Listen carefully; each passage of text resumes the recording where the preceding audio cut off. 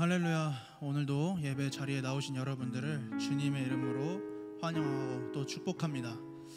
이제 또 새로운 학기 KU 기준으로 또 로렌스에 있는 고등학교, 중학교, 초등학교를 기준으로 개학을 했는데, 우리가 새로운 학기를 맞이할 때마다 설레는 마음과 걱정되는 마음이 반반인 것 같습니다. 그렇지만 또 남은 2023년 한 학기 동안을 지켜주실 우리 하나님 앞에 감사한 마음과 또 베풀어 주실 그 사랑과 은혜에 기대하는 마음으로 예배 자리에 나아갔으면 좋겠습니다. 오늘도 우리 함께 하시는 주님을 찬양합시다. 가능하신 분들은 자리에 일어나셔서 함께 찬양하도록 하겠습니다.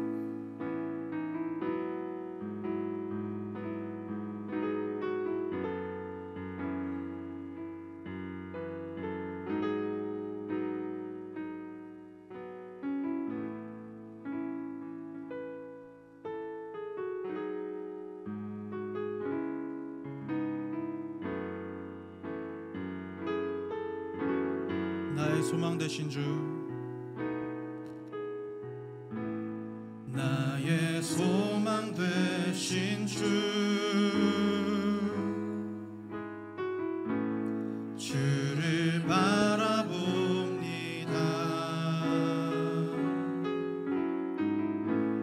다시 오실 나의 왕 예수, 주를 기다립니다.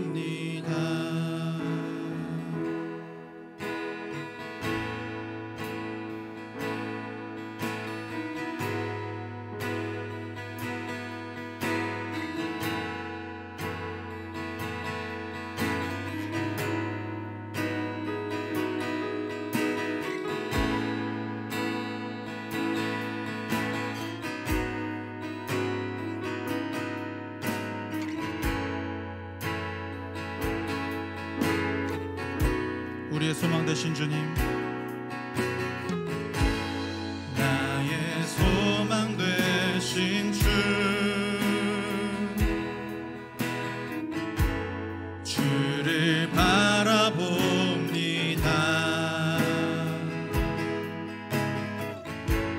다시 오실 나의 왕 예수, 주를 기다립니다. 밤이나 낮이나 밤이나 낮이나 어제나 오늘도 영원히 주 한 찬양해.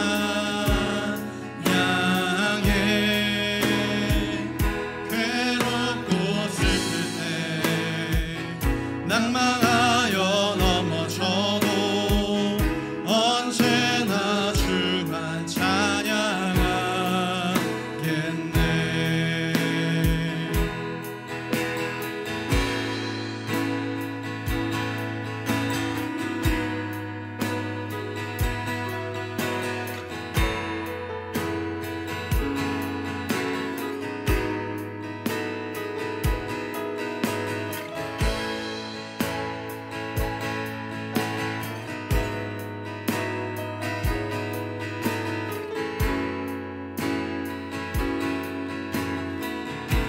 나의 소망 되신 주, 나의 소망 되신 주, 우리 주를 바라봅니다. 주를 바라봅니다. 다시 오실 왕, 다시 오실 나의 왕 예수, 주를 기다리. 한번 더 고백합시다. 나의 소망 되신 주, 나의 소망 되신 주, 주를 바라봅니다.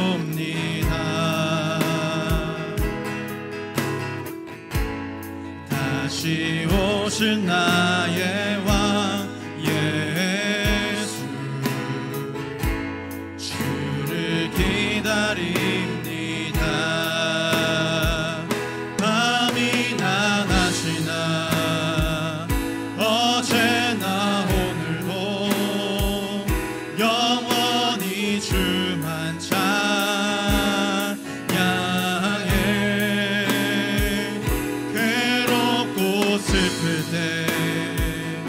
낭망하여 넘어져도 언제나 주만 찬양하겠네.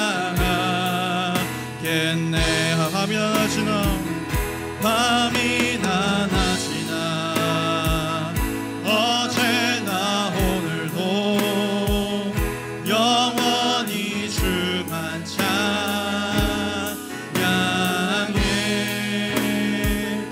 괴롭고 슬플 때 낭망하여 넘어져도 언제나 주만 찬양하. 우리 마지막으로 한 번 더 고백합시다. 밤이나 낮이나 어제나 오늘도 영원히 주만 찬양해.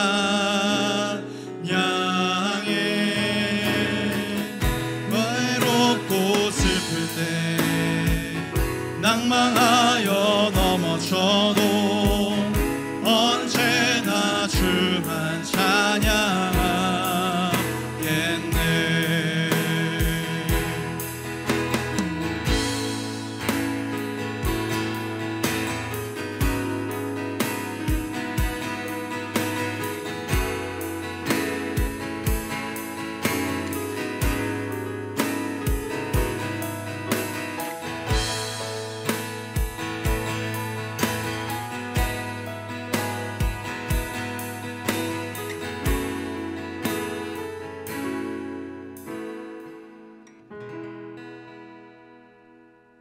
우리를 항상 지키시는 주님을 같이 함께 기쁨으로 나아가며 찬양합시다.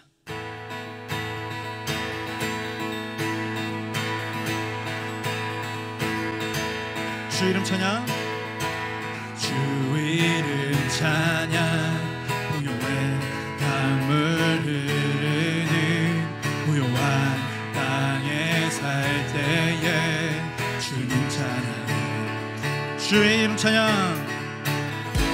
주 이름 찬양. 거칠은 광야와 같은 인생길 걸어갈 때도 주님 찬양해. 모든 축복 주신 주님, 모든 축복 주신 주님 찬양하리. 어두운 날이 다가와도 나 외치리. 주의 이름을 찬양해. 주의 이름을, 주의 이름을 찬양해. 영화로운 주 이름 찬양.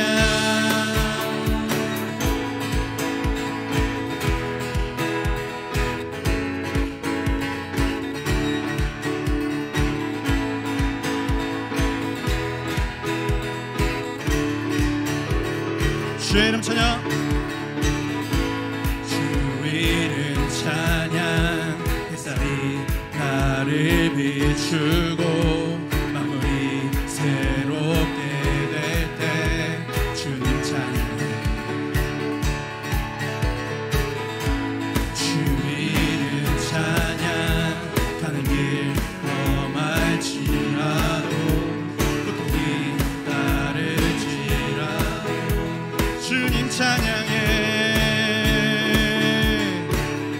모든 축복 주신 주님 찬양하리.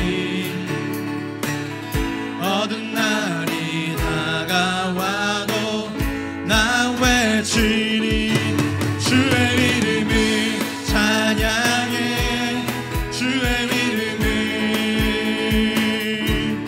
주의 이름을 찬양해. 영화로운 주 이름 찬양.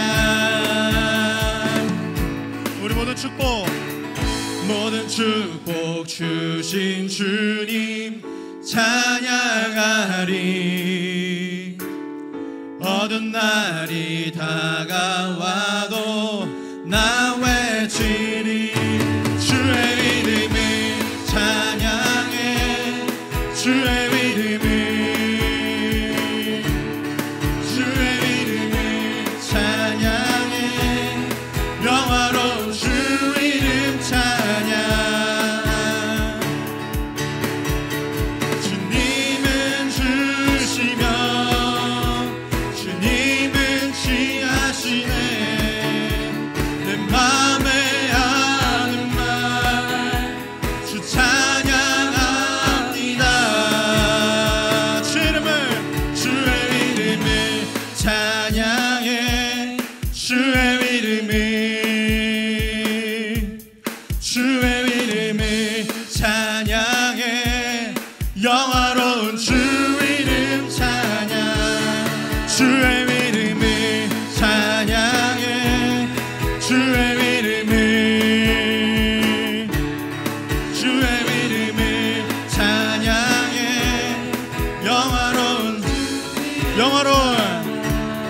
영화로운 주 이름 찬양.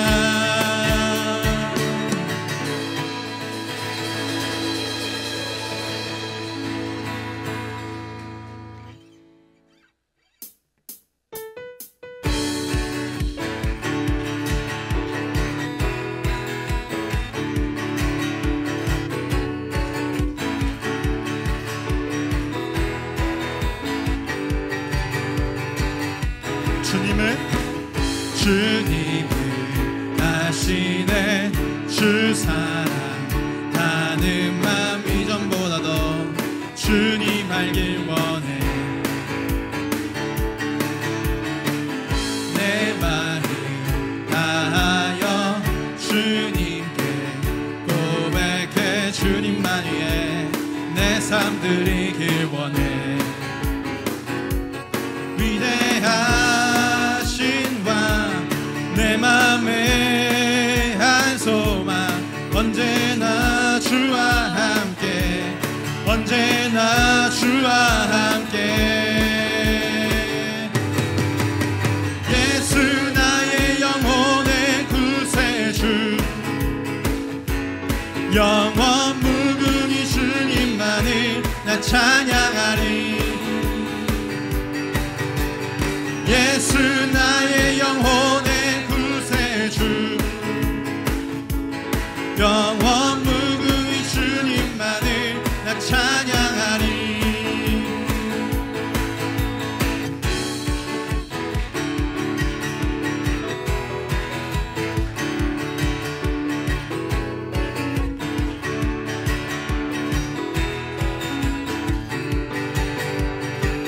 처음부터 고백합시다. 주님은 아시네. 주 사랑하는 마음 이전보다 더 주님 알길 원해.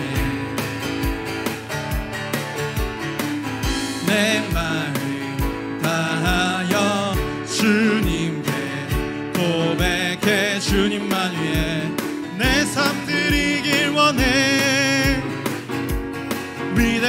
위대하신 왕 내 맘에 한 소망 언제나 주와 함께 언제나 주와 함께. 예수 나의 영혼의 구세주 영원 무궁히 주님만을 나 찬양하리. 예수 나의 영혼의 구세주 영원 무궁히 주님만을 나 찬양. 우리 다시 한번 고백합시다. 위대하신 왕 위대하신 왕 내 맘에 한 소망 언제나 주와 함께 언제나 주와 함께. 예수 나의 영혼의 구세주 영원 무궁히 주님만을 나 찬양하리. 예수 나의 영혼의 구세주 영원 무궁히 주님만을 나 찬양하리.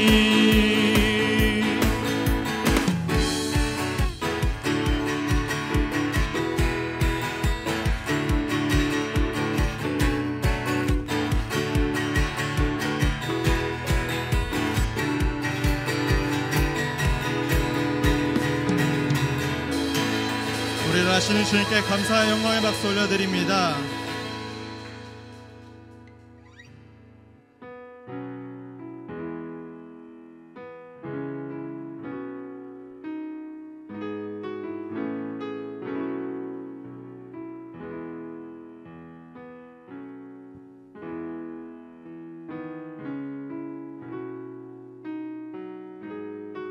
우리의 소망 되시는 주님 찬양합시다.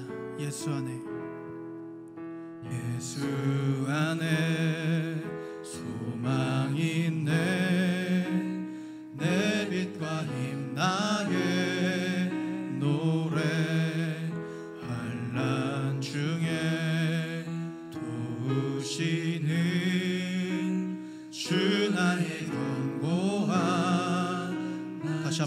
고백합시다. 예수 안에, 예수 안에 소망이 있네. 내 빛과 힘 나의 노래. 환난 중에 도우시는 주 나의 견고한 반석. 크신 사랑 크신 평화 두려움에서 날 건지네. 내 위로자 내 모든 것 주 사랑 안에서리라.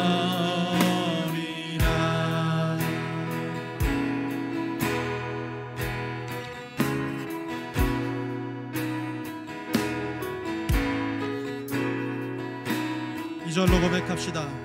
완전하신 하나님이 우리와 같이 되셨네. 주 사랑과 그 공의로 세상을 구원하셨네. 주님 당한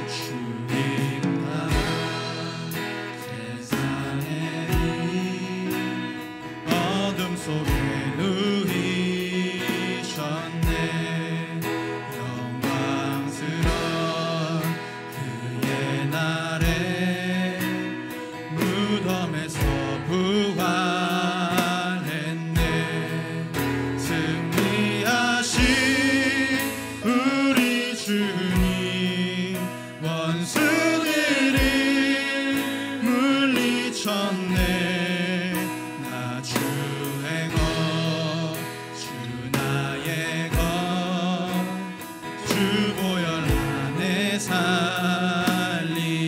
예수의 능력으로 내 속에 두려움 없네. 나의 사는 모든 순간 주께서 다스리. 한 번 더 고백합시다. 주 예수의 내 속에 두려움 없네. 나의 사는 모든 순간 주께서 다스리시네. 어느 것도 주 손에서 날 빼앗지 못하리라. 주 오실 날 기다리며 주 능력 안에서 어느 것도 주 손에서 어느 것도 주 손에서 날 빼앗지 못하리라. 주 오실 날 기다리며 주 능력 안에서리라. 어느 것도 주 손에서 날 빼앗지 못하리라. 주 오실 날 기다리며 주 능력 안에서리라. 이 시간 우리 이렇게 기도했으면 좋겠습니다. 주님의 손에서 우리를 빼앗을 수 없습니다. 나로부터, 나의 이 정죄함으로부터 나오는 죄들과 또 세상의 유혹들과 시험과 그 온갖 것들이 주님을 대적하기에는 전혀 힘이 없고 오직 주님만이 날 다스리십니다. 주 손에서 나를 지켜주시옵소서. 주님 다시 오실 날 기다립니다. 그날까지 우리의 믿음에 변함없이 주님을 의지하고 주님의 말씀을 따라가는 그런 우리 아름다운 로렌스 한인교회 될 수 있도록 주님 인도하여 주시옵소서. 이 시간 잠시 이런 마음을 가지고 함께 묵상하는 마음으로 기도하며 나아갑시다. 기도하시겠습니다.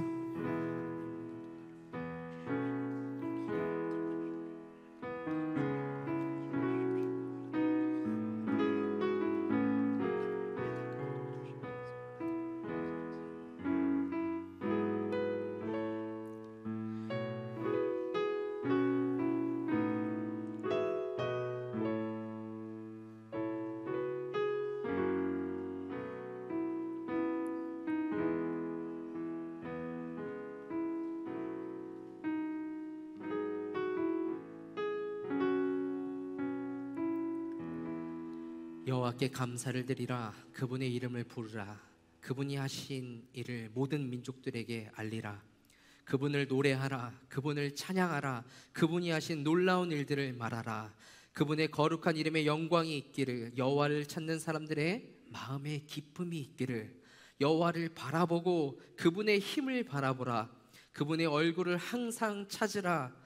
그분이 하신 놀라운 일과 그분이 베푸신 기적과 그분이 하신 판단을 기억하라. 찬양하라. 하나님을 찬양하라.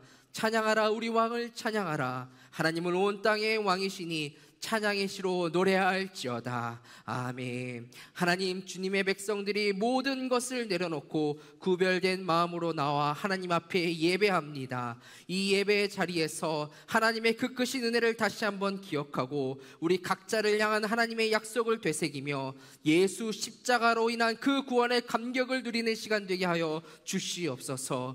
그러므로 이 예배의 자리에서 이루어지는 결단과 각오가 우리의 삶으로 이어질 힘과 능력으로 가득 채워 나아가는 자리가 되게 하여 주시옵소서. 예배로 내 삶을 시작하게 하여 주시옵소서. 예배로 내 삶을 끌어가게 하여 주시옵소서. 오늘 말씀 앞에 고개 숙이게 하시며 찬양하는 고백 속에서 기쁨과 감사가 넘쳐나게 하시며 기도하는 입술 속에 간절한 부르짖음이 있게 하여 주시옵소서. 예배의 시종을 우리 주님께 맡겨드리오며 행하실 일을 기대하옵고 우리 주 예수 그리스도의 이름으로 기도드렸습니다. 아멘. 우리 사도신경으로 공동체적인 신앙을 함께 고백하며 나아가겠습니다. 함께 사도신경 하시겠습니다. 전능하사 천지를 만드신 하나님 아버지를 내가 믿사오며 그 외아들 우리 주 예수 그리스도를 믿사오니 이는 성령으로 잉태하사 동정녀 마리아에게 나시고 본디오 빌라도에게 고난을 받으사 십자가에 못 박혀 죽으시고 장사한 지 사흘 만에 죽은 자 가운데서 다시 살아나시며 하늘에 오르사 전능하신 하나님 우편에 앉아 계시다가 저리로서 산 자와 죽은 자를 심판하러 오시리라. 성령을 믿사오며 거룩한 공회와 성도가 서로 교통하는 것과 죄를 사하여 주시는 것과 몸이 다시 사는 것과 영원히 사는 것을 믿사옵나이다. 아멘. 내 평생에 주의 이름 높이며 어느 곳에서든지 주님을 예배하리라. 내가 밟는 모든 땅 아버지의 영광이 선포되야 하리. 찬양하며 주님을 예배할 때 하늘 가득한 주의 영광 보리라.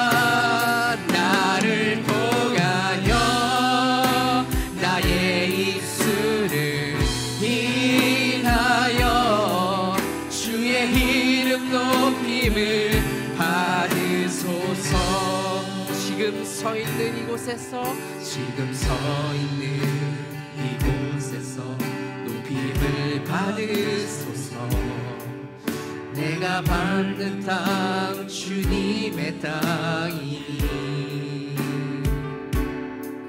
하늘이 주의 이름 높이 올리며 넓은 바다 주를 노래해. 모든 만물 주를 경배해. 모든 입술 주를 찬양할지어다. 모든 입술 주를 찬양해. 천지를 만드신 만물의 통치자 높임을 받으소서. 내 평생에 주의 이름 높이 주님을 예배하리라. 내가 밟는 모든 땅 아버지의 영광이 선포돼야 하리. 찬양하며 주님을 예배할 때 하늘 가득한 주의 영광 보리라. 나를 또 나의 입술을 인하여 주의 이름 높임을 받으소서. 이곳에 오셔서 이곳에 앉으소서. 이곳에서 드리는 예배를 받으소서. 주님의 이름이, 주님의 이름만이, 오직 주의 이름만 이곳에 있음. 이곳에 오셔서 이곳에 성령 하나님의 임재를 간구하며 나아갑니다. 이곳에서 드리는 예배를 받으소서.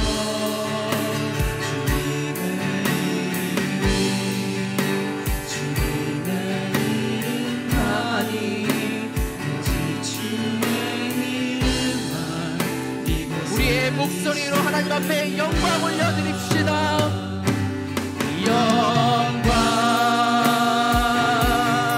영광, 영광,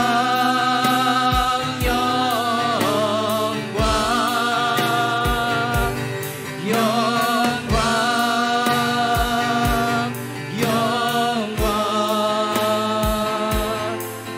영광,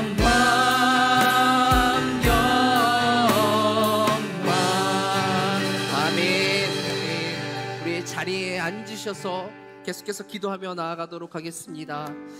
계속해서 기도하며 나아갈 때에 참회의 기도 드리는 시간을 갖도록 하겠습니다. 우리 지난 한 주간 하나님 앞에 지었던 죄들을 고백하는 시간입니다. 우리가 하나님의 자녀임에도 불구하고 지난 한 주간 참 하나님의 마음을 아프게 해드렸던 일들이 많았습니다.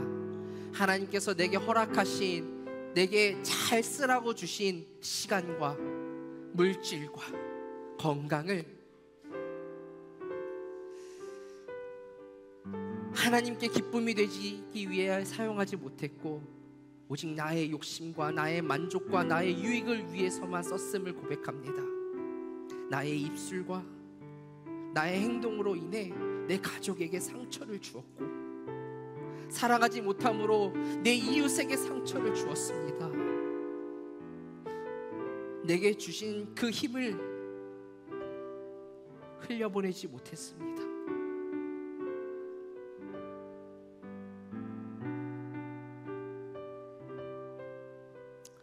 하나님의 마음을 아프게 그렇게 해드렸습니다.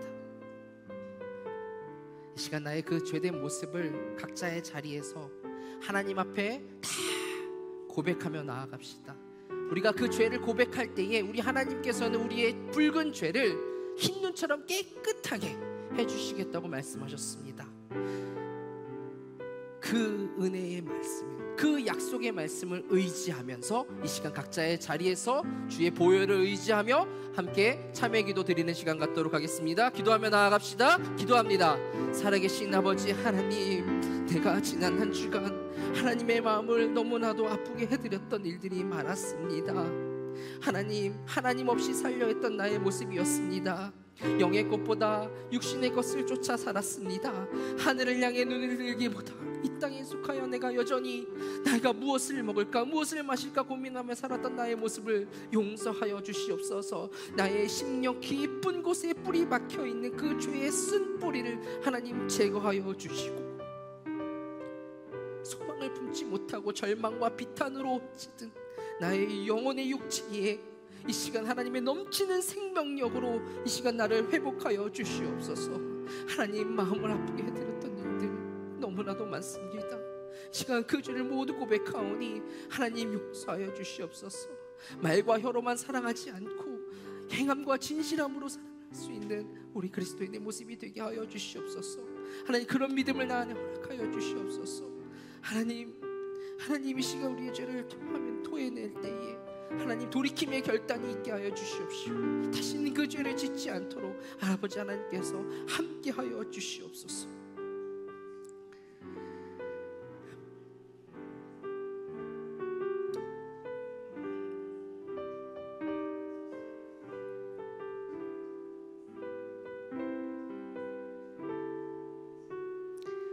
사죄의 확신을 주시는 우리 하나님 아버지의 말씀입니다. 만일 우리가 우리의 죄를 자백하면 하나님은 신실하고 의로우신 분이시므로 우리 죄를 용서하시고 모든 불의에서 우리를 깨끗하게 해주실 것입니다. 아멘.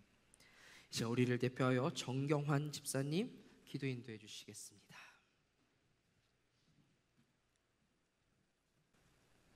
기도드리겠습니다. 만물을 창조하시고 오늘도 살아계셔서 역사하시는 하나님 아버지, 오늘 거룩한 주일을 맞이하여 로렌스 한인교회에 모여 예배드리게 해주셔서 감사드립니다. 죄로 인하여 죽을 수밖에 없는 저희들을 지명하여 불러주시어 하나님의 자녀로 삼아주시고 영생의 축복을 허락해 주셔서 감사합니다. 십자가 보혈의 피로써 저희들을 깨끗하게 해주시고 하나님 앞에 나아갈 수 있는 담력을 허락해 주심에 감사드립니다. 지난 한 주간의 삶을 돌아보며 회개합니다. 하나님의 뜻을 구하기보다는 자신의 뜻과 의지대로 살았음을 회개합니다. 하나님의 자녀로서 삶을 살기보다는 세상의 것과 적당히 타협하며 삶을 살았음을 회개합니다. 하나님, 오늘 이 예배를 통하여 저희들이 바른 믿음을 갖고 살아갈 수 있도록 은혜와 감동을 허락하여 주시옵소서. 그리고 결단의 시간을 갖게 하여 주시옵소서. 내일부터 새로운 학기가 시작합니다. 이곳 캔사스에서 그리고 저 멀리 타주에서 새로운 환경에서 새롭게 시작하는 자녀들을 지켜주시고 그들이 영육간에 강건하게 해 주시옵소서. 절대로 포기하지 않고 끝까지 소정의 과정을 잘 마무리하게 해 주시기를 간절히 기도합니다. 그리고 좋은 사람을 만나게 해 주시어 그들의 삶과 여정이 복되게 하여 주시옵소서. 이곳 로렌스 한인교회에 온 자녀들이 하나님의 따뜻한 사랑과 성도 간의 따뜻한 교제가 이루어지게 해주시어 이곳에서 외롭지 않고 하나님의 은혜 안에서 학업을 잘 마무리할 수 있도록 이끌어 주시옵소서. 하나님, 로렌스 한인교회를 위해 기도합니다. 교회의 머리가 되시고 주인 되시는 하나님께서 이 교회를 통하여 영광 받으시기를 기도합니다. 교회의 부족한 부분이 무엇인지 모든 것을 알고 계시는 하나님 아버지께서 이 교회를 이끌어 주시고 채워 주심을 믿습니다. 우리 교회가 또한 한인들에 대한 복음 전파와 함께 영어권 자녀들에게 하나님의 사랑을 전하려는 비전을 가지고 있습니다.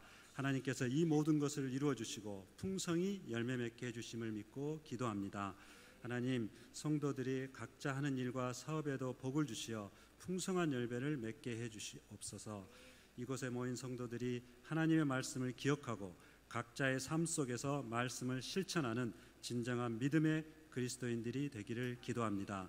하나님, 오늘 예배에 임재하여 주시옵시고 홀로 영광 받으시옵소서. 이 모든 말씀 우리 주 예수 그리스도의 이름으로 기도드립니다. 아멘.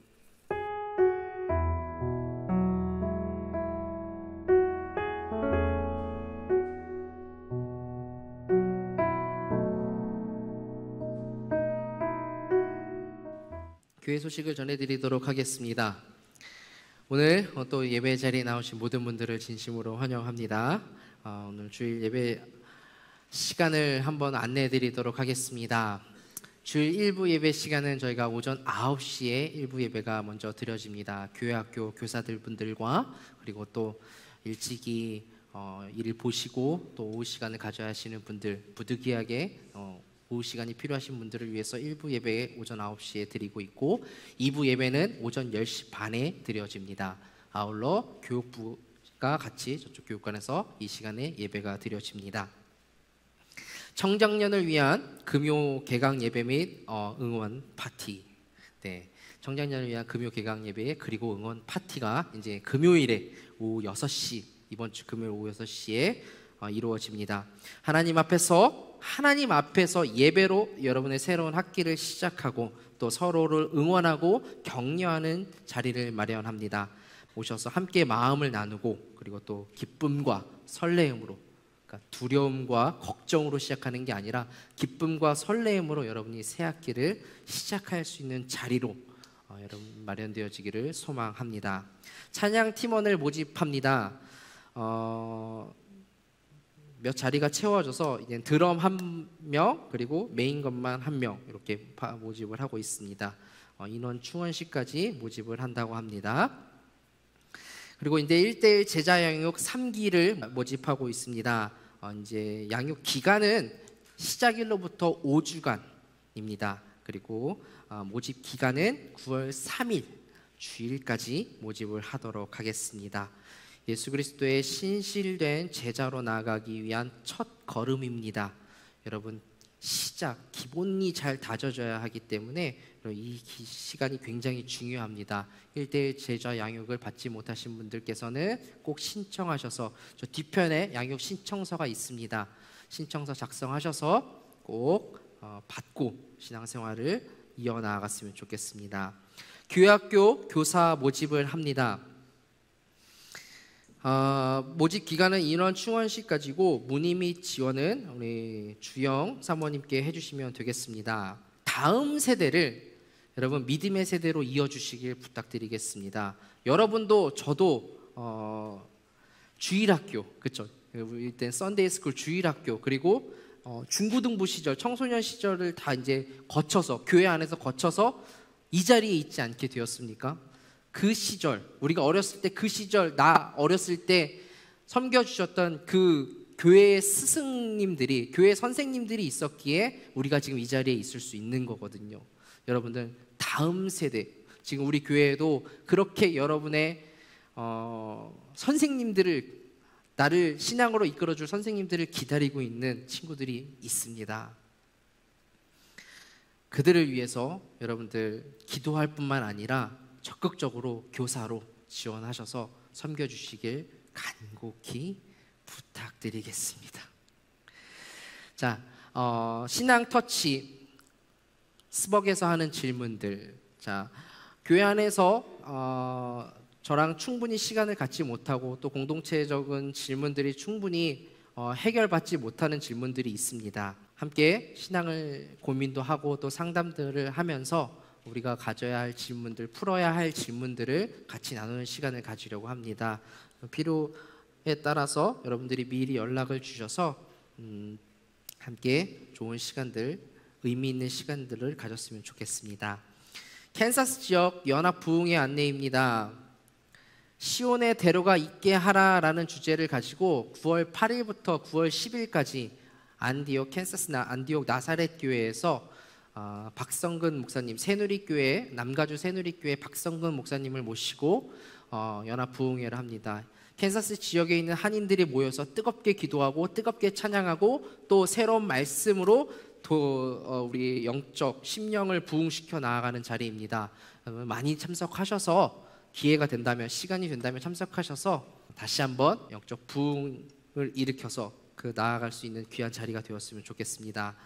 모임 안내입니다. 임시 재직회가 오늘 2부 예배 직후에, 예배가 이제 끝난 직후에 한 5분에서 10분 정도만 여러분들 시간을 내주시면, 이 자리에서 시간을 내주시면 교회 건물 유지 보수건으로 인해서 저희가 한번 잠깐 논의하고 친교 교제 시간으로 갖길 원합니다. 그래서 예배 직후에 잠시만 우리 재직분들은 모여주시면 감사하겠습니다. 제가 내일 목회자 협의회 정기 모임차 출타를 합니다. 말씀 보죠. 말씀 보겠습니다. 오늘 우리에게 주시는 하나님의 말씀은 출애굽기 3장 1절에서 10절 말씀입니다. 출애굽기 3장 1절에서 10절 말씀. 저 한 절, 여러분 한 절 교독하며 나아가도록 하겠습니다. 모세가 자기의 장인어른인 미디안 제사장 이드로의 양떼를 치고 있을 때였습니다. 모세가 양떼를 몰고 광야 서쪽으로 가다가 하나님의 산 호렙에 이르게 됐습니다. 천사가 딸기나무 가운데 타는 불꽃 속에서 모세에게 습니다. 모세가 보니 딸기나무에 불이 붙어 있는데 타지는 않았습니다. 그래서 모세는 내가 가서 저 이상한 광경을 봐야겠다. 어떻게 딸기나무가 타지 않는 것일까? 라고 말했습니다. 자세히 보러 온 것을 보시고 딸기나무 가운데서 모세야, 모세야 하고 부르셨습니다. 그러자 모세는 제가 여기 있습니다 하고 대답했습니다. 하나님께서 더 이상 가까이 다가오지 마라. 네가 서 있는 곳은 거룩한 땅이니 내 밭에서 내 신을 벗어라 라고 말씀하셨습니다.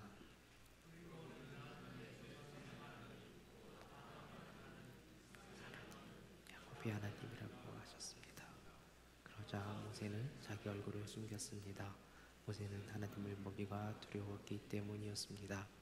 여호와께서 말씀하셨습니다. 내가 진실로 이집트에 있는 내 백성들의 고통을 보았으며 그들이 감독관들 때문에 울부짖는 소리도 들었다. 나는 그들의 고통을 잘 알고 있다.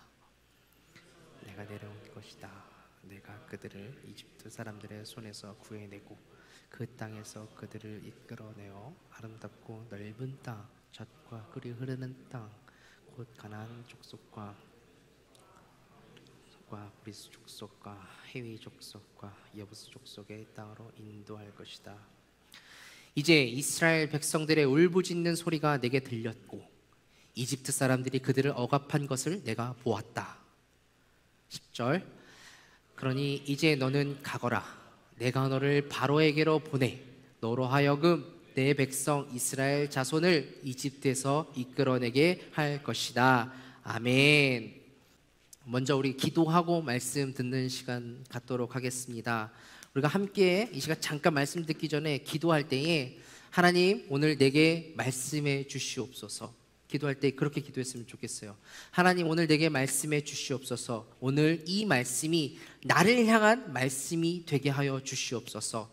내가 그 말씀으로 걸어가고 또 일어나고 돌이킬 수 있는 자리가 되게 하여 주시옵소서. 우리 이 시간 이렇게 하나님의 은혜를 구하면서 잠시 말씀의 자리를 놓고 기도하며 나아가도록 하겠습니다. 기도합시다.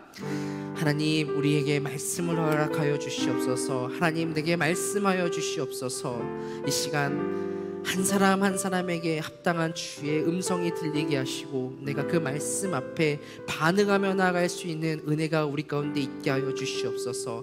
하나님 내게 말씀하여 주시고 그 말씀을 통하여 마른 뼈가 살아났던 것과 같은 그 사건이 하나님 나에게 동일하게 경험되게 하여 주시옵소서. 하나님 말씀이 내 삶을 끌어가고 말씀이 내 삶을 지도하고 하나님 말씀을 통하여 내 삶의 모든 시간과 내게 주어진 장소와 모든 것이 오직 하나님의 은혜임을 고백할 수 있도록 하나님 함께하여 주시옵소서. 이 모든 말씀 예수님의 이름으로 기도드렸습니다. 아멘.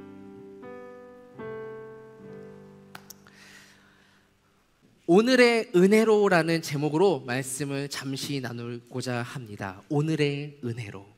일반적으로 사람들이 행복하다, 행복하지 않다, 내 삶이 행복해, 행복하지 않아 라고 대답을 할 때 두 가지 조건을 가지고 이야기를 합니다. 하나는 객관적인 조건과 또 하나는 주관적인 조건이에요. 이 상관관계를 통해 행복하다, 행복하지 않다라고 말을 합니다. 그러니까 이런 거죠. 객관적인 상황, 예를 들어 객관적인 상황이 뭐가 있습니까?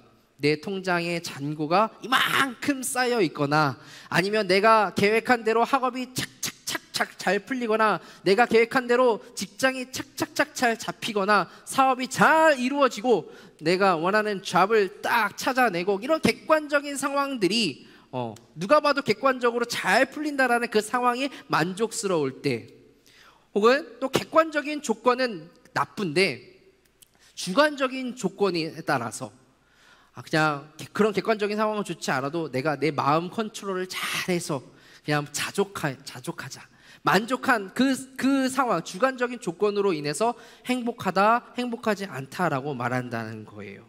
그러니까 보통 사람들이 객관적인 조건과 주관적인 조건이 잘 맞아야만 행복한다고 말을 한다는 거죠.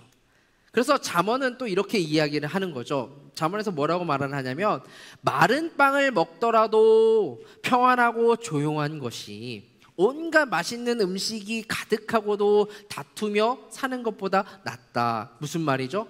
내가 고기를 먹으면서도, 풍성한 고기를 먹으면서 매일 싸우는 가정보다는 정말 말라비틀어진 그 마른, 맛없어 보이는 그 마른 떡 하나를 먹으면서 화기애애한 그 화목한 가정이 훨씬 복되다, 행복한 것이다 라고 이야기를 하는 거죠. 그런데 우리 이런 믿음의 사람들에게는 이런 객관적인 상황들로 인해서, 여러 가지 객관적인 그 내 좋은 상황들로 인한 행복이 있을 수 있고, 또 주관적인 상황으로 행복할 수도 있다. 그런 행복이 결정되기도 하지만 정말 본질적으로 그리스도인들에게 행복을 결정하는 요인이 있어요. 뭘까요? 바로 은혜입니다. Grace. 본질적으로 우리의 행복을 결정하는 것이 있는데 그게 뭐냐면 은혜예요. 그게 그리스도인들에게 중요해요. 그러니까 객관적으로 아무리 좋아도, 객관적으로 아무리 나빠도 은혜만 있으면 괜찮다고 말하는 것이 그리스도인이고, 또 주관적으로 너무 힘들고 또 객관적으로도 상황이 너무 낙심되고 안 좋은 상황임에도 불구하고 내게 은혜만 있다면 그런 대로 내 인생을 끌고 갈 수 있다라고 하는 것이 그리스도인이라는 거죠. 그래서 우리 믿음의 사람들에게 중요한 것이 하나님의 은혜예요. 하나님의 은혜가 중요해요. 그런데 하나님의 은혜가 우리 삶 가운데 있는 것이 중요한데, 더욱이 중요한 게 뭐냐면 오늘의 은혜가 있는 게 중요합니다. 그러니까 내가 과거의 은혜를 가지고 오늘을 살거나 앞으로 혹시 언젠가 있을 미래에 다가올 그 은혜로 오늘을 사는 것이 아니라, 오늘을 살아갈 수 있도록, 내가 오늘을 복되게 살아갈 수 있도록, 오늘 행복하게 웃으며 살아갈 수 있는 오늘의 은혜를 누리며 살아가는 신앙이 굉장히 우리 삶 가운데 우리 그리스도인들에게 중요하다는 거예요. 오늘 본문 잘 아는 말씀이고, 많이 신앙생활을 좀 하셨던 분들은 많이 들었던 말씀이에요. 이 본문을 가지고 여러 가지로 해석을 할 수 있고 여러 가지를 은혜를 나눌 수 있지만, 오늘 말씀, 저는 오늘 은혜라는 초점을 가지고 한번 이 말씀을 풀어보려고 합니다. 먼저 우리가 함께 묵상해 볼 것은 오늘 본문에 등장하는 모세라는 인물이 처해진 상황, 지금 그 모세가 어떤 상황인가에 대해서 묵상을 먼저 해보려고 합니다. 출애굽기 2장 25절, 출애굽기 3장 1절 말씀을 나눌 텐데 한번 먼저 읽고 한번 나눠보도록 하겠습니다. 출애굽기 2장 25절, 3장 1절 같이 읽어보도록 하겠습니다. 시작. 하나님께서는 이스라엘 백성들을 보시고 그들에게 관심을 기울이셨습니다. 모세가 자기의 장인어른인 미디안 제사장 이드로의 양떼를 치고 있을 때였습니다. 모세가 양떼를 몰고 광야 서쪽으로 가다가 하나님의 산 호렙에 이르게 됐습니다. 우리가 방금 지금 읽었던 출애굽기 2장 25절과 3장 1절 말씀, 성경책 가지고 계신 분들은 아시겠지만 바로 이어지는 말씀이에요. 장은 바뀌지만 바로 이어지는 말씀입니다. 그런데 성경과 바로 이어지는 말씀인데, 사실 시간적으로 보면은 이 2장과 3장 사이에는 40년의 긴 시간이 있습니다.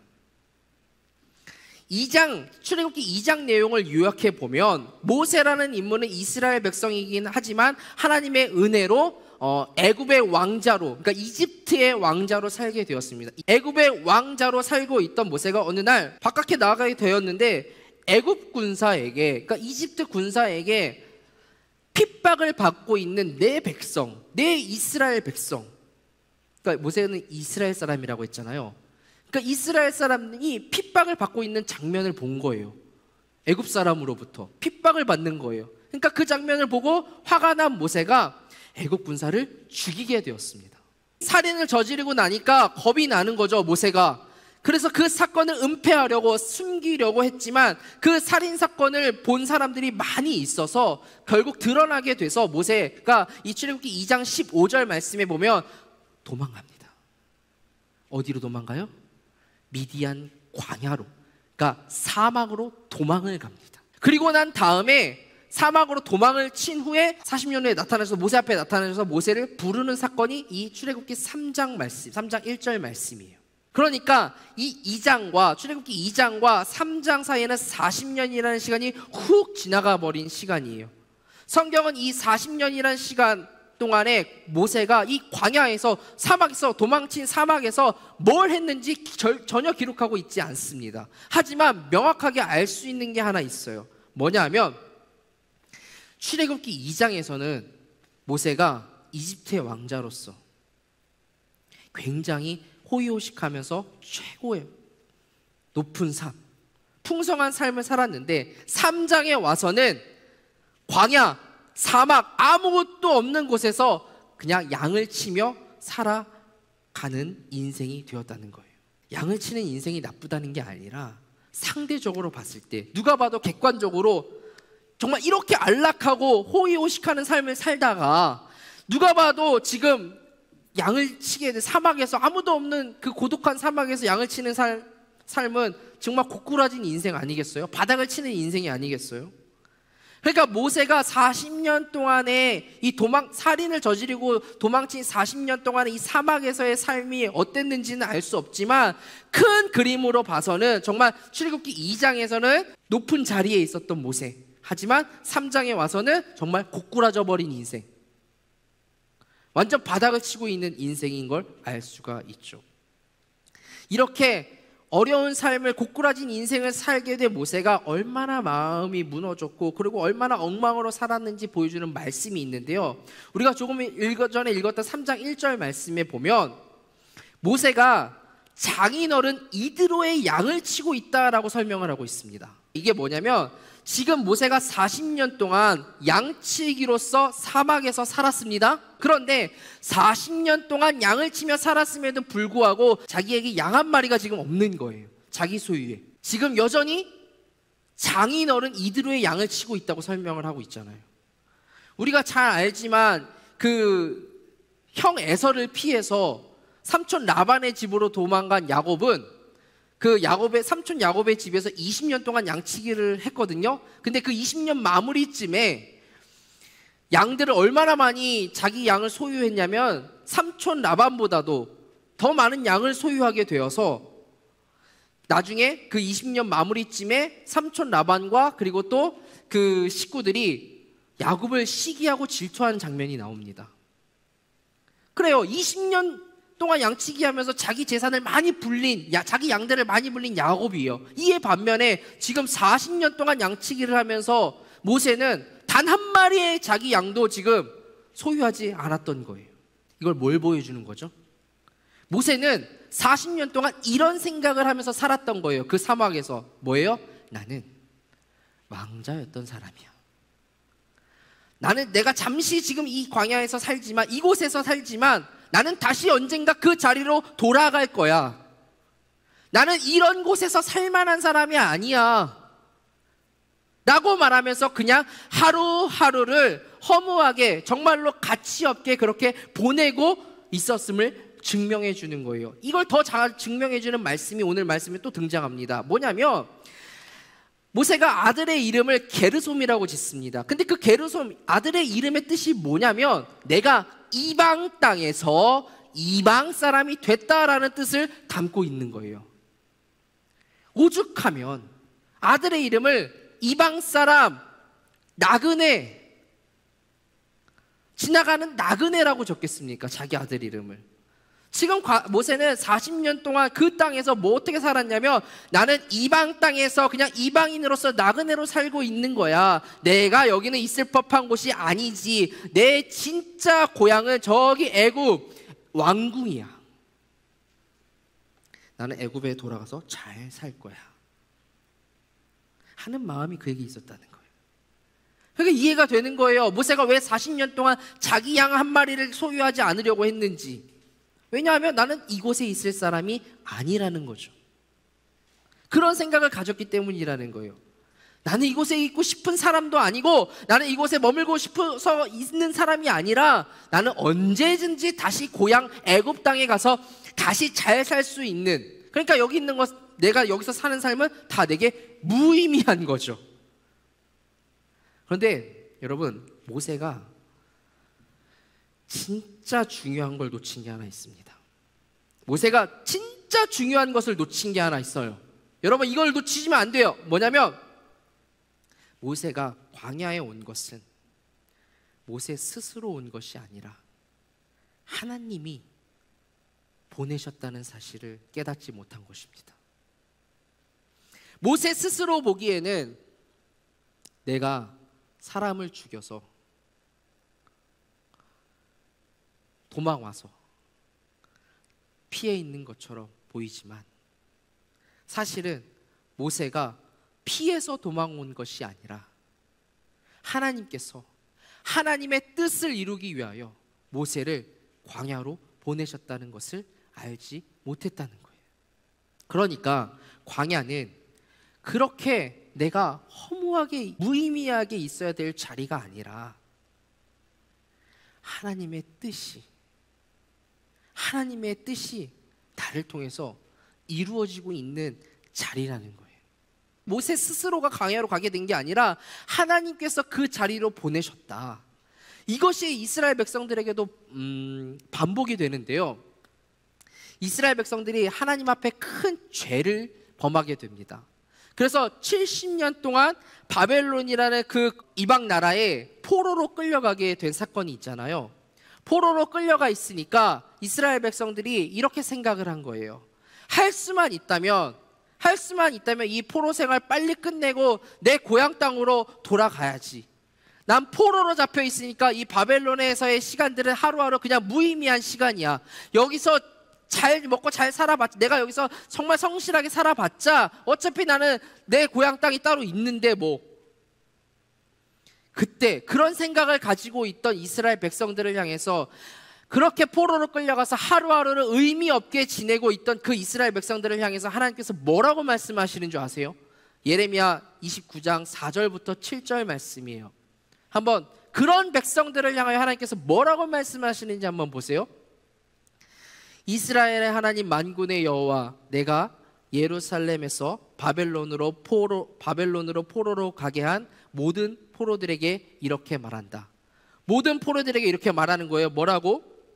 집들을 짓고 그곳에서 살라.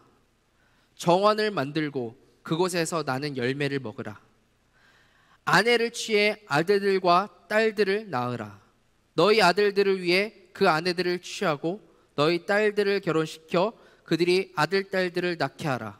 너희가 그곳에서 번성하고 수가 줄지 않게 하라. 또한 내가 너희를 포로로 가게 한 성읍의 평안을 간구하라. 그 성읍을 위해 여호와께 기도하라. 이는 그 성읍이 평안해야 너희도 평안할 것이기 때문이다. 나 포로로 끌려왔어.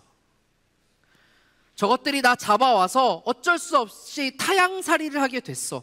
그러니까 여기서 적당히 그냥 시간 보내다가 시간 때우고 그냥 빨리 집으로 돌아가면 돼. 그냥 돌아가고 싶어. 빨리 돌아가고 싶어. 집으로 돌아가고 싶어. 라고 생각하고 있는 그 백성들을 향해 하나님께서 지금 뭐라고 말씀하시는 거죠? 그래. 너한테는 여기 별 의미 없는 곳이야. 그냥 거쳐가는 곳이야. 그냥 지나가는 곳이야. 험한 곳이니까 여기서 그냥 대충 살다가 가자. 대충 살아. 라고 말씀하십니까? 아니요. 집도 짓고 아들, 딸도 낳고 결혼도 하고 심지어는 뭐요? 잡아온 자들을 위해 평안까지 빌어주래요. 그들을 위해서 기도까지 해주라고 말씀하십니다. 하나님, 어떻게 그럴 수 있습니까? 한번 생각해 보세요. 만약에 우리가 일제시대 일본에 끌려가 있는데, 우리나라가 일본에 끌려가 있는데 일본에 가서 강제 노역을 하고 있는데 하나님께서 너 일본 사람들을 위해서 기도해라. 지금 너에게 노동을 시키고 너를 핍박하고 있는 그 일본 사람들을 위해서 기도해라. 그리고 일본이란 나라를 위해 기도해라. 그들이 평안하기를 위해 기도해라. 라고 말씀하시면 여러분들 뭐라고 반응하시겠습니까? 하나님 뭐 하시는 거예요? 라고 할 것 같지 않으세요? 근데 하나님이 그렇게 하라고 하신 이유가 있어요. 거기서 잘 정착하면서 거기서 성실하게 하루하루를 살아내면서 그 나라와 그 땅을 위해서 기도하라고 말씀하신 이유가 있다고요. 볼까요? 예레미야 29장 11절, 그 다음 구절인데요. 11절 보면은 보세요. 우리 같이 있습니다. 시작. 여호와의 말이다. 내가 너희를 위해 갖고 있는 계획들을 내가 알고 있으니 그것은 평안을 위한 계획이지 재앙을 위한 것이 아니며 너희에게 미래와 소망을 주기 위한 것이다. 아멘. 그러니까 이스라엘 백성들은 포로로 끌려가 있는 것이 내가 재앙을 받고 있어서 벌을 받고 있기 때문에, 그러니까 내가 여기서 대충 살지 뭐, 대충 보내지 뭐, 이거 빨리 그냥 진짜 지나 보낼 수만 있다면 빨리 보내야지, 이렇게 생각하고 이렇게 말하고 있지만 하나님은 뭐라고 말씀하시는 거예요? 내가 너희를 그곳 가운데 보낸 이유는 너희를 죄 때문에 보내긴 했지만 그냥 포로 생활만 하고 그냥 고생만 하라고 보낸 게 아니라 너희에게 몰려 평안을, 너희에게 미래를, 너희에게 소망을 주기 위함인 것이다. 그러니까 하루하루 그 자리에서 성실하며 하루하루 소망을 품고 꿈을 갖고 살아가라 라고 말씀하고 계신 거죠. 이겁니다. 우리가 오늘의 은혜로, 오늘을 감사하고 기쁨으로 소망을 품고 살아가기 위해서는 이걸 기억하셔야 돼요. 하나님이 나를 이곳에 보내셨다. 하나님이 나를 이곳에 보내셨다. 결코 저와 여러분이 선택해서 이곳에 온 게 아닙니다. 그리고 우리를 이곳에 보내신 이유는, 그리고 앞으로 여러분이 보내질 그곳은 우리에게 평안과 미래와 소망을 주시기 위함이라는 사실을 여러분들이 기억하셔야 됩니다. 자, 제가 씨앗으로 한번 이야기해보죠. 농부가 씨앗을 뿌리기 전에 그 땅을 완전히 뒤엎어요. 이걸 기경한다고 해요. 기경. 왜 기경을 하느냐? 왜냐하면 그 밑바닥에 있던 좋은 영양분을 가지고 있는 흙을 끌어올리기 위해서. 그래서 씨를 뿌리기 전에 농부는 땅을 먼저 뒤엎습니다. 그 갈아엎는 과정이 굉장히 힘들고 아프죠. 하지만 해요. 영양가 있는 흙들을 올려보내기 위해서. 그래서 기경하고 난 다음에 씨앗을 뿌립니다. 씨를 뿌리는데, 씨를 뿌리는 이유는 그 씨를 심기 위해서 그 땅에 뿌리는 거죠. 심기 위해서 뿌리는 거라고요. 그런데 뿌려진 씨앗 중에서 어떤 씨앗은 이렇게 생각할 수 있어요. 저 주인이 왜 나를 밭에 버렸을까? 왜 나를 그냥 밭에 내팽개쳤을까? 나를 왜 밭에 버렸을까? 주인이 밭에 씨를 버린 건가요? 뿌린 건가요? 뿌린 거죠. 왜요?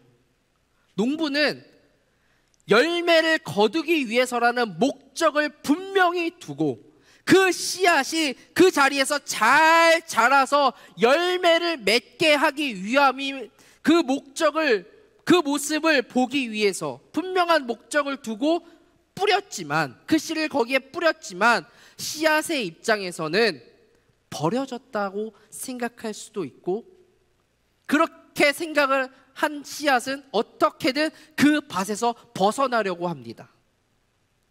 할 수만 있다면 주인을 향해서 당신 왜 나를 이런 데다가 버려뒀어?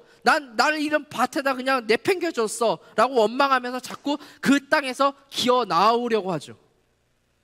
그냥 그 밭에서 빨리 벗어나고 싶어 하죠. 버려졌다고 생각하는 씨앗은 다른 데 가면 잘 자랄 수 있을 것 같고. 그런데 잘 기경된 그 밭에서 그 씨가 그렇게 벗어나는 순간, 그 땅에서 나오게 되는 순간에 그 씨는 죽게 됩니다. 말라 죽든 새의 먹이가 되어서 잡아먹히든, 뿌려진 씨앗의 그 땅에서 벗어나게 되면 그 씨는 죽습니다. 반면에 나는 아름다운 열매를 맺기 위해서 이 땅에 심기어졌어, 뿌려졌어, 이곳에 보내졌어 라고 생각하는 씨는 할 수만 있다면 나는 더 깊은 땅으로 가서 더 좋은 영양분들의 흙 속에서 영양분을 먹고 싹을 틔우고 깊이 뿌리 내려서 할 수만 있다면 더 많은 물을 당겨 먹으려고 할 거예요. 최선을 다해서. 그러면 그럴수록 뿌려져 있는 씨앗은 어느덧 나도 모르게 훌쩍훌쩍 자라있고 아름다운 열매를 맺어 가고 있음을 보게 되는 거죠. 그러니까 뿌려졌다는 것과 버려졌다고 하는 것은 완전히 다른 거예요. 오늘 내가 은혜로 살 수 있는 방법 첫 번째는 뭐냐면, 하나님은 우리를 버리신 분이 아니라 뿌리신 분이다. 그곳 가운데 뿌리신 분이다 라는 사실을 기억하고 사는 거예요. 내가 오늘을 기쁘고 감사함으로 살아내기 위해서는 나를 이곳에 뿌리신 하나님을 기억하는 거예요. 자, 성도 여러분, 어제도 내일도 아닙니다. 오늘의 은혜로 살기 위해서 우리가 붙들고 결단해야 될 게 있어요. 지금 내가 있는 이곳은, 내가 지금 서 있는 이곳은 혹시나 지금 내가 혹시나 빨리 떠나고 싶다, 빨리 벗어나고 싶다 라고 생각하시는 분들은 혹시나 네, 내가 실수해서 이곳에 왔다라고 생각하는 분들, 혹은 하나님이 잘못 계획을 하신 것 같다, 뭔가 하나님이 잘못 디자인하신 것 같아 내 인생을 라고 생각하시는 분들, 나를 이곳에 버려둔 게 아니라 분명한 하나님의 뜻과 계획과 목적, 하나님의 섭리대로 우리를 보내신 것이며 우리를 심기어 주시고 반드시 끝내는 나를 아름다운 열매 맺게 하는 분이시라는 그 하나님을 믿는 믿음을 갖는 것, 축복합니다. 여러분, 그 믿음 가지시길 바랍니다. 아멘.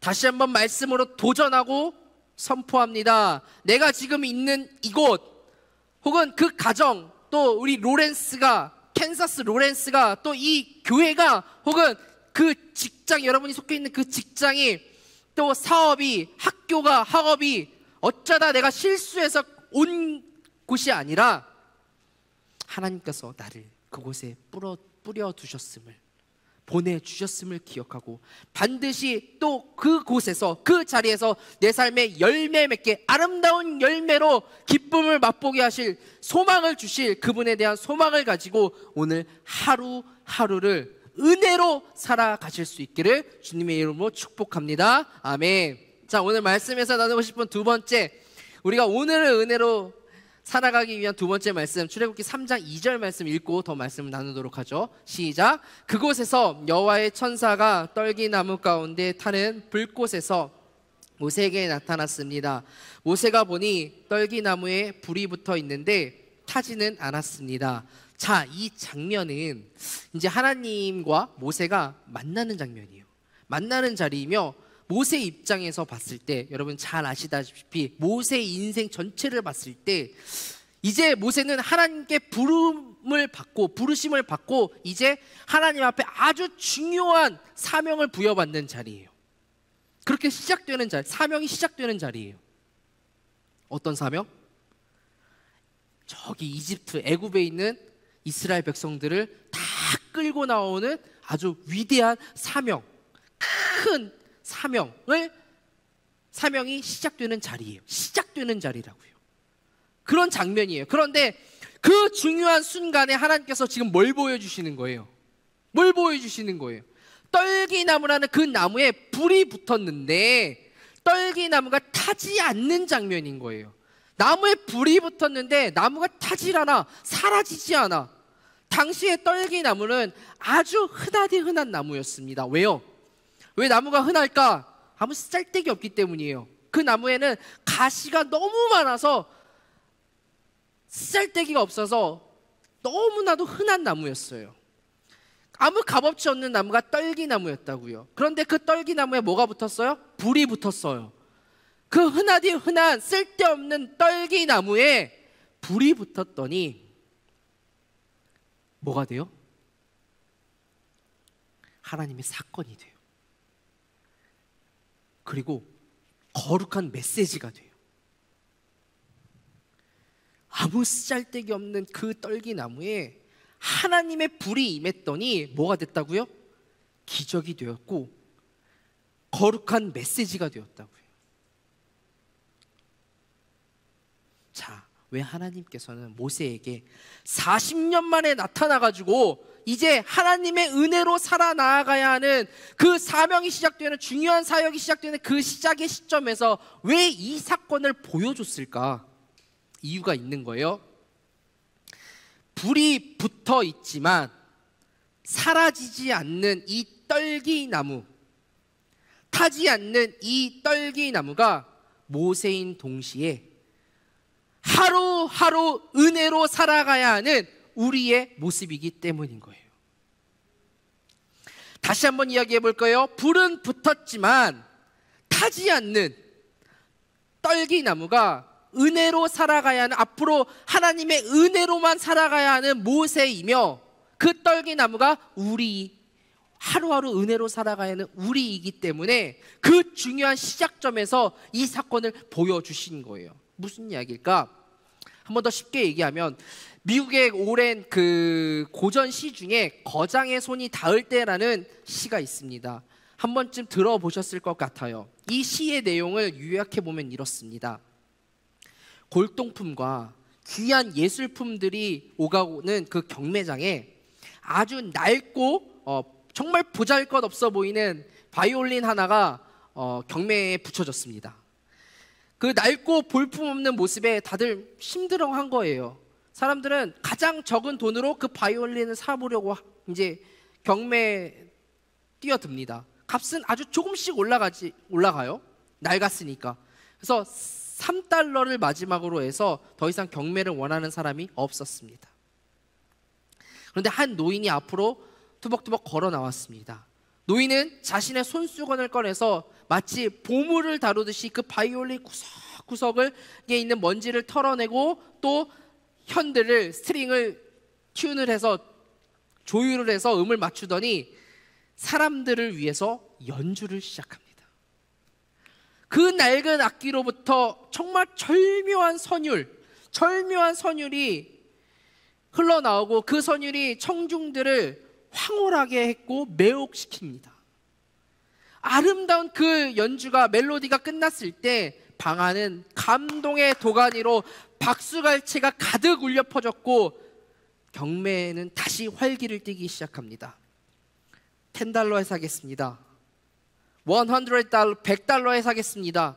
사람들은 진지하게 경매에 임했고 결국 $3,000에 그 바이올린이 낙찰되었습니다. 이 시에서 이야기하고 있는 메시지가 뭐죠? 중요한 건 바이올린이 아니라는 거예요. 그 바이올린을 잡고 연주하는 연주자가 누구냐는 거예요. 이것을 그대로 우리 삶 가운데 적용해 볼까요? 우리에게 진짜 중요한 게 뭐냐면 내가 누구냐가 아니에요.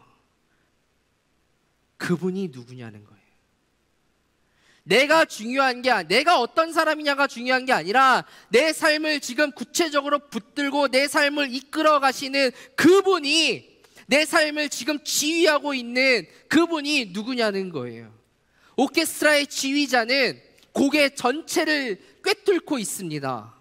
그래서 그 곡의 전체를 꿰뚫고 있기 때문에, 다 알고 있기 때문에 언제 그 곡의 분위기가 고조에 올라가야 하며 언제 내려가야 하며 어느 타이밍에 이런 악기가 나와야 되며 어느 타이밍에 이런 악기가 사라져야 하는지 지휘자는 다 알고 있다고요. 그러므로 오늘 내 손에 지금 무엇을 갖고 있느냐, 내가 누구냐가 중요한 게 아니라 오늘 나를 붙들고 있는 이가 누구냐, 이제까지 그렇게 허무하고 하루하루를 무의미하게 살았던 그 모세에게 왜 이제 은혜로 살아가야 하는 이 시점에서 하나님께서 이 사건을 보여주셨을까? 자, 우리는 은혜로 살아가야 한다고 이야기할 때 내 삶에 은혜가 참 넘칩니다, 하나님의 은혜가, 크신 은혜가 내 삶에 가득합니다라고 말을 해야 할 때 말하면 뭐라고 말하냐면 우리 손에 뭔가 쥐어져야 되고 뭔가 특별한 게 있어야 된다고 말을 합니다. 즉 우리의 또 위치가 좀 나아지거나 특별하게 뭔가 위치가 바뀌거나 그래야 된다고, 그래야 하나님의 은혜를 누릴 수 있다고 생각을 해요. 모세가 지금까지 광야에서 허무하게 살았던 이유가 그거예요. 왜냐하면 조금 전까지만 해도, 얼마 전까지만 해도 자기는 왕궁에서 정말 왕자로서 모든 걸 누리며 높은 위치에서 살았던 사람, 마치 백향목 같은 사람이었거든요. 그 당시 아주 귀한 백향목, 그 귀한 나무와 같은 사람으로 살았었거든요. 그런데 지금 광야에 와보니까 아무것도 없게 된 거죠. 사라진 거죠. 떨기나무와 같은 존재가 돼버린 거예요. 그러니까 내 인생이 허무하고 정말 아무것도 없는 것처럼 느껴져서 내가 은혜를 누리고 있음에도 불구하고 은혜를 누리고 있다고 깨닫지 못하고 사는 거죠. 그런데 이때 모세를 향해서 하나님께서 이렇게 말씀을 하세요. 출애굽기 3장 9절 10절 말씀을 보면은 이제 이스라엘 백성들의 울부짖는 소리가 내게 들렸고 이집트 사람들이 그들을 억압한 것을 내가 보았다. 10절. 그러니 이제 너는 가거라. 내가 너를 바로에게 보내 너로 하여금 내 백성 이스라엘 자손을 이집트에서 이끌어내게 할 것이다. 하나님께서 모세에게 직접 말씀하시는 거예요. 그렇게 살고 있는 모세에게, 모세야, 애굽으로 가서 이제 내 백성들을 데리고 나와라 라는 아주 위대한 사명을 주세요. 자, 보세요. 하나님께서 만약에 하나님께서 우리 이름을 직접 부르시면서 강산아 너 거기 가서 그거 해라 라고 할 때 직접 말씀을 주시면 어떨 것 같으세요? 성민아 너 거기 가서 그거 좀 꼭 해라. 하나님이 이름 불러가 주시면서 만약에 사명을 주셨어요. 아주 위대한 사명을 주셨어요. 미션을 주셨어. 이름 불러가면서 진짜 여러분의 이름을 직접 불러가면서 누구누구야 너 가가지고 이 사명 반드시 해내야 돼 라고 직접 말씀하시면 어떨 것 같으세요? 하나님이 그게 은혜일 것 같으세요? 부담일 것 같으세요? 하나님이 내 이름을 직접 불러주시면 언뜻 생각하기에 좋을 것 같지만 사실 진짜 내가 그걸 받았을 때, 그 사명을 받았을 때, 하나님이 내 이름 불러주셨을 때, 그 사명을 주셨을 때 우리는 당장 내가 그걸 할 수 있을까? 내가 가지고 있는 게 뭔데? 내 위치가 어떤데? 내가 과연 그 일을 해낼 수 있을까? 이런 생각이 들 거예요. 난 아직 준비가 안 된 것 같은데. 그래서 모세가 뭐라고 대답하는지 아세요? 출애굽기 4장 10절 말씀. 모세가 이렇게 대답해요. 저는 말을 잘하는 사람이 아닙니다. 하나님. 예전에도 그랬고 앞으로도 그럴 거예요. 계속 어느라고 혀도 두네요. 그러니까 하나님, 저는 적합한 사람이 아니에요. 나 아무것도 못해요. 내가 그것을 어떻게 해요? 나는 잘 말하지 못하는 사람이라고 말하면서 하나님의 부르심이 시작되는 그 귀한 자리에서, 하나님의 사람으로서 그 사명이 주어지는 귀한 자리에서, 축복된 자리에서, 놀라운 자리가 은혜가 안 되는 거예요. 하나님의 은혜가 시작되는 자리에서 전혀 그것이 은혜로 여겨지지 않는 장면입니다. 왜냐하면 나 아무것도 없거든요. 나 아무 위치도 아니거든요. 오늘 말씀에서 하나님께서 왜 모세에게 그 은혜가 시작되는 자리에서 타고 있는 떨기나무를 보여주셨을까? 나무에 불이 붙었을 때 여러분, 나무가 뭐 한 거 있습니까? 나뭇가지 하나라도 잘라가지고 하나님 이거 태우세요 라고 했나요? 혹은 하나님이 나무야 나 가지 조금만 줄래? 내가 그걸 가지고 좀 태워볼게. 요만큼만 쓸게 라고 말씀하셨나요? 그러지 않았어요. 나무는 그냥 서 있었을 뿐이에요. 그 땅에 거기 서 있었을 뿐이에요. 그 어떤 것도 하나님은 요구하지 않으셨어요. 우리가 은혜로 살기 위해서 진짜 기억해야 할 게 뭐냐면, 우리는 어떤 내가 소유가 있어서 충분한 위치에 있어서, 그걸 할 만한 충분한 위치가 있어서 위치와 업적이 이루어져야만 은혜라고 말하는데, 사실 하나님께서는 우리의 소유와 우리의 위치가 전혀 지금 중요하지 않습니다. 왜냐하면 하나님은 우리의 소유와 우리의 위치를 가지고 어떤 포지션을 가지고 일하시는 분이 아니라 그냥 우리라는 사람을 통해서, 그냥 그 모세라는 사람을 통해서, 말 잘하지 못하는 모세라는 그냥 떨기나무와 같은 그냥 나뭇가지와 같은 그런 인생을 통해서 일하시는 분이시기 때문이에요. 그러니까 우리한테만 우리의 소유가 중요하고, 우리한테만 우리의 포지션이 중요한, 우리의 위치가 중요한 거예요. 우리의 위치와 우리의 소유로 은혜를 받는데, 하나님은 정작 뭐라고 말씀하시냐면, 너의 소유와 지금 네가 너의 위치, 너의 그 포지션은 아무것도 중요하지 않아. 왜냐하면 나한테 중요한 건 지금 너야. 나한테 중요한 건 너야. 다시 보자고요. 떨기나무에서 중요한 건 뭐예요? 떨기나무가 어떤 나무냐가 중요한 게 아니었어요. 떨기나무가 얼마나 멋지고 얼마나 잎이 풍성하고 그 당시에 인정을 받던 백향목이 아니더라도 떨기나무에게 중요했던 게 뭐였냐면, 그곳 가운데 하나님의 불이 임했다는 거예요. 그 나무에 하나님이 불이 임했다는 거예요. 하나님의 임재가 중요하다는 거예요. 오늘 나누고 싶은 두 번째, 내가 오늘을 은혜로 살기 위해서 우리가 분별해야 될 게 반드시 있는데 뭐냐면, 하루하루 정말 내 소유와 내 위치를 바꾸면서 살아나가기 위해서 그런 인생을 살아가는 게 아니라, 우리 삶에 하나님의 임재가 경험되어지기를 간절히 바라고 소망하면서 살아가는 것이 중요하다라는 거예요. 그 불이 임하는 임재의 자리로 우리가 나아가야만 우리의 삶이 은혜가 돼요. 그래야만 여러분의 삶이 은혜가 된다고요. 저와 여러분의 삶이. 하나님의 역사는 우리의 소유와 우리의 위치로 나타나는 것이 아니라, 하나님이 임하시면 하나님의 역사는 일어날 수밖에 없는 거예요. 여러분 삶 가운데, 제 삶 가운데. 왜 은혜가 점점 그럼 사라지게 될까? 그렇더라고요. 소유는 늘어나는데, 위치는 높아지는데, 내 자리는 세상적으로 점점점 뭔가 안정이 되어지는 것 같은데, 은혜는 사라지는, 감사함이 사라지는, 기쁨이 사라지는, 하루하루 감사의 고백보다 불평의 고백이 늘어지는 이유는 뭐냐면, 내 삶 속에 하나님의 임재가 사라지고 하나님의 불이 꺼졌기 때문인 거예요. 하나님의 은혜가 사라진 거예요. 저와 여러분의 삶 가운데.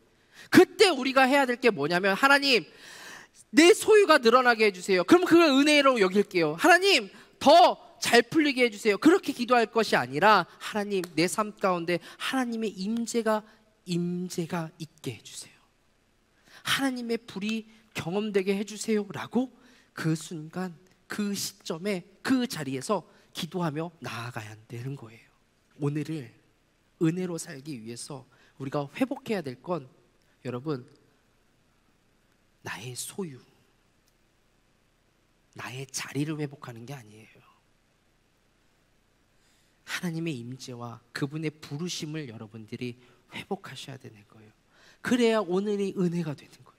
아까 잠언 말씀에서도 봤지만, 큰 집, 정말 높은 위치에서 풍성한 음식 차려놓으면 뭐합니까? 거기에 하나님의 임재가 없어서 그것을 은혜라고 생각하지 못하고 누리지는 못하는 인생을 사는데, 내가 유학을 와 있으면서도 이것이 얼마나 감사한 일인지 모르고 하루하루 불평과 불만 속에서 살아가는데 그게 무슨 은혜입니까? 반면에 원베드를 살면서도 정말 라면 하나를 먹더라도 그곳 가운데 내 삶에 하나님의 임재로 충만해서 그저 감사한 마음이 들어서 오늘이 감사하고 기쁜 삶, 오늘을 은혜로 살아가야 하는 차이가 뭡니까? 내 삶에 하나님의 임재가 있느냐, 내 삶에 하나님의 임재가 없느냐. 이 차이인 거예요. 오늘 예배를 드리고 나아가면서 은혜를 받고 나아가는 사람과 은혜를 받지 못하고 나아가는 사람의 차이가 뭐예요? 아, 오늘 설교 진짜 길었다, 재미 하나도 없네 라고 나아가는 사람과 정말 하나님께서 내게 주신 말씀이었구나, 하나님의 임재를, 하나님의 말씀을 경험한 사람과 그렇지 못한 사람의 차이가 거기서 나는 거예요.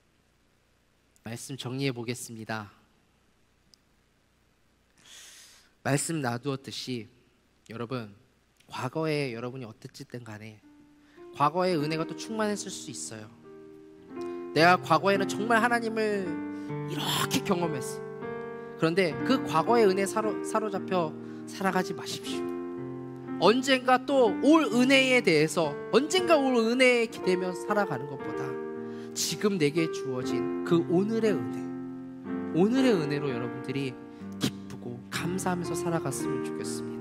하나님이 그걸 우리 가운데 바라시는 거예요. 하나님이 실수하셔서 지금 저와 여러분이 그 자리에 있는 게 아니에요.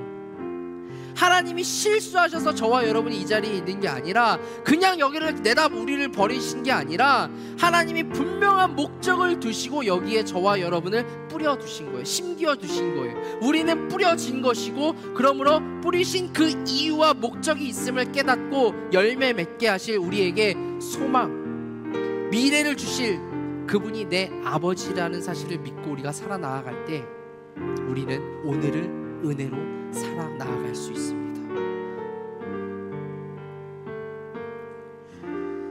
두 번째, 우리의 소유와 위치는 전혀 중요하지 않습니다.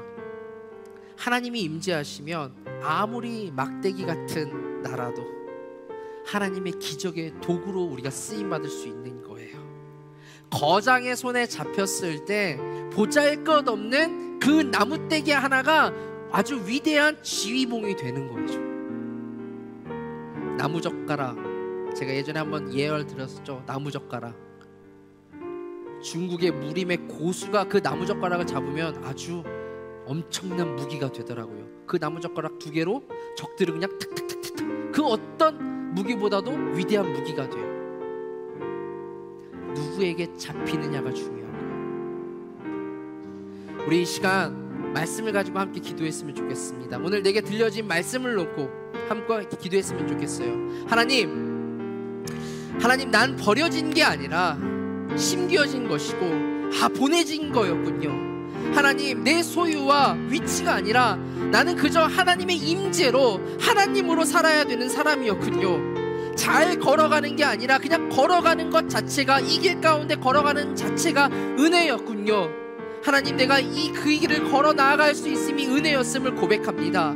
하나님, 내 삶의 은혜가, 오늘의 은혜가 회복되게 하여 주시옵소서.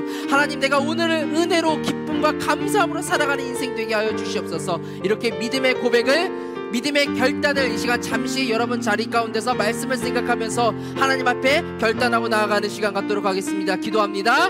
하나님, 내가 광야 같은 이곳에서 하나님 살기에 정말 허무하고 아무것도 하지 않고 살아가는 인생이 아니라, 정말 무의미하게 살아가는 인생이 아니라 하나님께서 내게 이곳 가운데 보여주시고 뿌려주시며 섬겨주신 그 뜻 앞에 온전히 반응하며 살아가게 하여 주시옵소서. 하나님, 나의 소유와 나의 위치가 중요한 것이 아니라 하나님, 내 삶 가운데 하나님의 충만함과 임재함으로 살아가게 하여 주시사, 정말 내가 아무것도 없지만 하나님의 임재함으로 은혜가 가득한 우리 가운데 하나님, 내가 그런 인생을 살아갈 수 있는 인생이 되게 하여 주시옵소서. 하나님, 그런 인생이 되어질 수 있도록 하나님 하루하루 믿음의 결단을 이어나가며 살아가는 인생 되게 하여 주시옵소서. 하나님,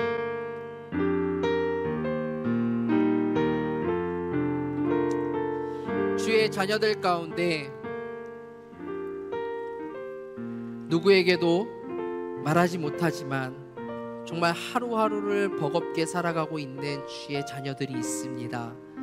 정말 하루하루 한숨 쉬며 이 일을 어찌 감당해야 될지, 어떻게 이 문제를 풀어나가야 할지 막막함 가운데 있는 하나님의 자녀들이 있습니다.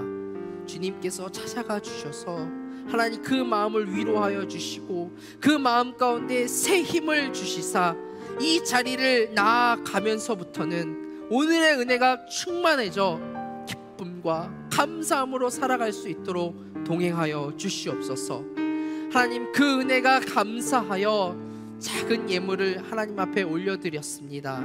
이 예물이 쓰이는 곳곳마다 오늘의 은혜가 확장되어져 나아가는 축복이 가득하게 하여 주시옵소서.